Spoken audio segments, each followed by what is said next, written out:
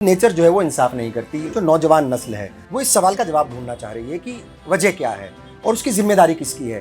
کیا ذمہ داری جو ہے جو مخلوق ہے یا جو انسان ہے یا جو الگ الگ جو اسٹیٹس ہیں انہی کی ذمہ داری ہے یا کس کی ہے؟ اس دنیا میں انصاف کو قائم کرنے کی ذمہ داری ہم انسانوں کی ہے، اور اسی لیے ہم اس دنیا میں بھیجے گئے.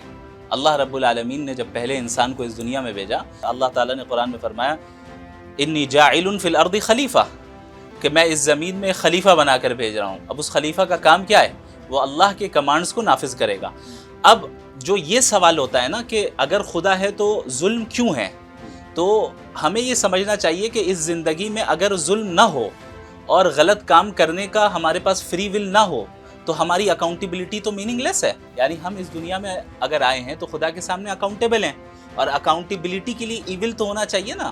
یعنی آپ کے پاس اگر فری ول ہی نہ ہو یا آپ کو صرف ایک ہی آپشن ملے، ایگزام میں ایم سی کیوز آپ کو دیے جائیں کہ نیچے دیے گئے 4 آپشنز میں سے صحیح آپشن کو سلیکٹ کریں اور ایک ہی آپشن ہو، تو وہ ٹیسٹ میننگ لیس ہے.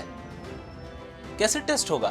یعنی وہ لازمی طور پہ آپ کو غلط آنسرز بھی دیے جائیں گے، صحیح بھی دیے جائیں گے. اب آپ کو انتخاب کرنا ہے کہ صحیح آنسر کیا ہے. اسی طریقے سے اس دنیا میں ایول بھی موجود رکھا جائے گا اور گڈ بھی موجود رکھا جائے گا، اور آپ کو فری ول بھی دیا جائے گا. اب آپ اپنے فری ول سے صحیح راستہ اختیار کرتے ہیں یا نہیں کرتے ہیں، یہ اصل مقصد ہے.